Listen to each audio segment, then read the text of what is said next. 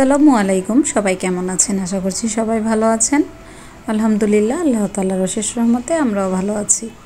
দূরে এবং কাছের, দেশ এবং দেশের বাইরে যেখান থেকে আমার ভিডিওটি দেখছেন সবাইকে জানাই আন্তরিক ভালোবাসা ও শুভেচ্ছা। সকালের নাস্তায় একটু রুটি সবজি করেছি, একটু ডিম ভেজে নেব। আর এদিকে আপনাদের সাথে একটু আমার বারান্দা বাগানটা শেয়ার করছি। গোলাপ ফুলের কলি দেখেন কি সুন্দর ফুটছে, দেখতে ভালোই লাগছিল। তো এই গাছটা চিন্তা করছি যে এই সবগুলো ফুলের মাঝে এনে রাখলে দেখতে ভালো লাগবে। তো সকালে ব্রেকফাস্টের পাশাপাশি সকাল সকাল ঘরটাকেও গুছিয়ে ফেলেছি। বিছানার চাদরগুলো একটু চেঞ্জ করে দিয়েছিলাম আর কি। বিছানায় নতুন চাদর বিছিয়েছি। আর বিছানায় নতুন চাদর বিছালে কিন্তু খুব ভালো লাগে, মন এমনিতেই ভালো হয়ে যায়। সকাল সকাল ঘরটাকে গুছিয়ে নাস্তা তৈরি করে এখন মোটামুটি একটু অপশন নিতে পারছি আর কি। আর পাশাপাশি আপনাদের সাথে একটু শেয়ার করে দিলাম আমার ঘর গোছানোটা। আমার ভিডিওটি এখনও পর্যন্ত যারা দেখছেন প্লিজ ভিডিওটিতে একটি লাইক দিয়ে ভিডিওটি কন্টিনিউ করবেন, তাহলে আপনাদের মতো অসংখ্য প্রিয় ভাই বোনের কাছে আমার ভিডিওটি পৌঁছে যাবে। চাইলে আপনার সুন্দর কমেন্টসের মাধ্যমে জানাতে পারেন আমার ভিডিওটি আপনাদের কাছে কেমন লেগেছে।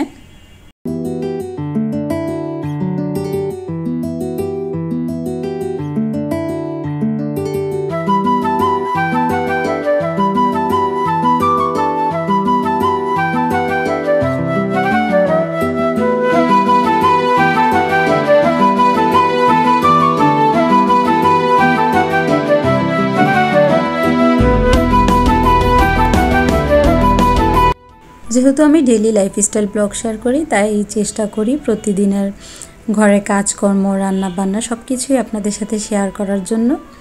একদম সিম্পল একটা লাইফ আপনাদের সাথে শেয়ার করি। যদি আপনাদের কাছে ভালো লাগে তাহলে চাইলে আমার চ্যানেলটি সাবস্ক্রাইব করে বন্ধু হয়ে আমার পাশে থাকতে পারেন। পাশে থাকা বেল বাটনটি প্রেস করে দিলে ভিডিও দেওয়া মাত্র আপনি সাথে সাথে নোটিফিকেশন পেয়ে যাবেন।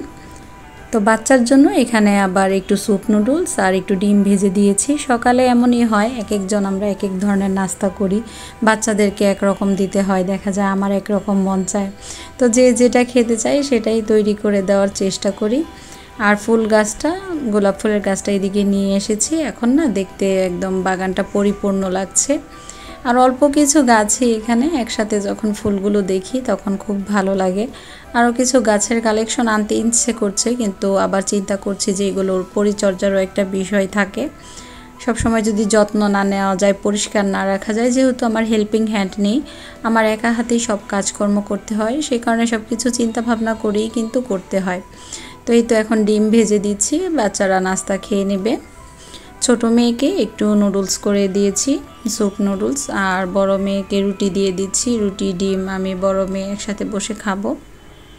সকালে নাস্তা খাওয়া শেষে একটু মেয়ে কফি তৈরি করে দিয়েছিল, তো কফি দিয়ে বাখরখানি দিয়ে খাচ্ছি। বাখরখানি কার কার পছন্দ, আমার তো খুব বেশি পছন্দ। আর কফিটা সাধারণত একটু গরুর দুধ দিয়ে করার চেষ্টা করি। গরুর দুধ দিয়ে করলে কফির স্বাদটা দ্বিগুণ বেড়ে যায়, খেতেও ভালো লাগে। তো কফি আর বাকরখানি খেয়ে এখন দুপুরে রান্না বান্না বসিয়ে দিয়েছি। দুপুরের রান্নায় আজকে একটু করলা ভাজি করব, একটু ইলিশ মাছ ভাজবো। করলাটা একটু আলু দিয়ে ভাজি করে নিচ্ছি। আর আপনাদের সাথে বাখরখানির কথা বলছিলাম, বাখরখানি কিন্তু দুধ চা দিয়েও অনেক ভালো লাগে। তো ইলিশ মাছটা না আমি এখানে আগে হলুদ আর একটু মরিচের গুঁড়া, একটু লবণ দিয়ে প্রথমে মেখে রেখেছিলাম কিছু সময় ধরে, এখন ভেজে নেব।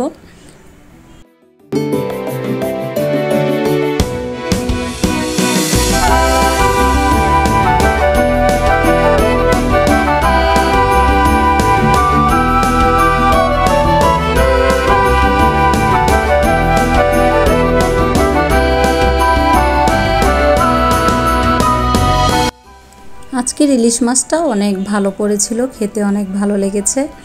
আর ইলিশ মাছ 2-3 পরত কাগজ করে রেখে দিলে দেখা যায় যে যেদিন আপনি খাবেন সেদিন যদি একটু কেটে ভেজে খান একদম কিন্তু তাজা মাছের মতোই লাগে।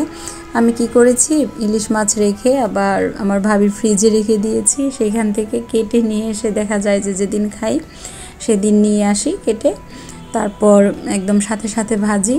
তাহলে এভাবে খেতে ভালো লাগে। আর আগে থেকে কেটে রাখলে তখন মাছের স্বাদটা নষ্ট হয়ে যায় আর কি। আর ইলিশ মাছের উপরে একটু টমেটো ভাজা, একটু পেঁয়াজের বেরেস্তা আর একটু ধনিয়া পাতা দিয়ে দিয়েছি, কাঁচামরিচ দিয়ে দিয়েছি যেন খেতে ভালো লাগে। আর পাশাপাশি একটু সালাদ নিয়ে নিব। আর আপনাদের সাথে গল্প করতে করতে আবার দেখেন আমার বাগানে চলে এসেছি। আজকে না আমার বারবার আমার বাগানে মন চলে আসছিল, কেন জানেন? গোলাপ ফুল দুটোর জন্য। গোলাপ ফুল দুটো দেখেন আজকে দেখতে দেখতে কিন্তু পুরোপুরি ফুটেই গিয়েছে। সকালে দেখেছিলাম কলি, দুপুর 11টার দিকে দেখেছিলাম যে একটু ফুটেছে, এখন দেখলাম যে পরিপূর্ণভাবে ফুটে আছে। তাই আপনাদের সাথে বারবার শেয়ার করছি। আমার মতো যারা বাগান প্রেমী, ফুল ভালোবাসেন, তাদের কাছে আশা করি অবশ্যই ভালো লাগবে। দুপুরে খাওয়া দাওয়া শেষে আবার একটু বাবার বাড়িতে গিয়েছিলাম। তো বাবার বাড়িতে হালকা নাস্তা দিয়েছে, সবাই একসাথে বসে গল্প করেছি, খাওয়া দাওয়া করেছি, অনেকটা সময় বাবার বাড়িতে কাটিয়ে তারপর আবার বাসায় চলে এসেছি। বাসায় এসে একটু তরকারি বসিয়ে দিয়েছি, একটু রুই মাছ দিয়ে আলু দিয়ে আর মটরশুঁটি দিয়ে রান্না করব। শীতের সময় কিন্তু মটরশুঁটির তরকারিও খেতে অনেক ভালো লাগে, মটরশুঁটি পোলাও দিয়ে খেতে ভালো লাগে, তারপর এরকম রুই মাছের তরকারিতে দিলেও ভালো লাগে। তো একটু মটরশুঁটি আমি ডিপ করে রেখেছিলাম, আবার চিন্তা করছি বাজারে যাব, একদম টাটকা গিয়ে নিয়ে আসব। এবার বাজারে গেলে ফ্রেশ তরকারি নিয়ে আসলে কেটে বক্স করে নর্মালে রাখবো, খেয়ে দেখবো যে কেমন লাগে। অনেক সময় কাজ করতে ইচ্ছে করে না, অলসতা লাগে, কাটাকাটি করতে ইচ্ছে করে না, তখন দেখা গেল যে কাটাকাটি করা থাকলে চট করে একটা তরকারি বসিয়ে দিলাম। তো এই বিষয়টা আমি একটু ট্রাই করে দেখবো যে তরকারিগুলো কেমন লাগে। শীতকালীন তরকারি তো এমনিতেও খেতে অনেক ভালো লাগে। শীতকালে কিন্তু তরকারি দেখলেই একদম মন জুড়িয়ে যায়, তরকারির কালারগুলো দেখলে, তাই না? এই তো আপনাদের সাথে গল্প করতে করতে তরকারিটা রান্না করে ফেলেছি। আমার বাচ্চারা রুই মাছ দিয়ে, আলু দিয়ে, টমেটো দিয়ে এভাবে রান্না করলে অনেক পছন্দ করে। আর এখন তো মটরশুঁটির সিজন, একটু মটরশুঁটি দিয়েছি, খেতে অনেক ভালো হয়েছিল। নামানোর আগে সামান্য পরিমাণে একটু জিরার গুঁড়া দিয়ে নামাই, তাহলে আলাদা একটা টেস্ট আসে আর কি।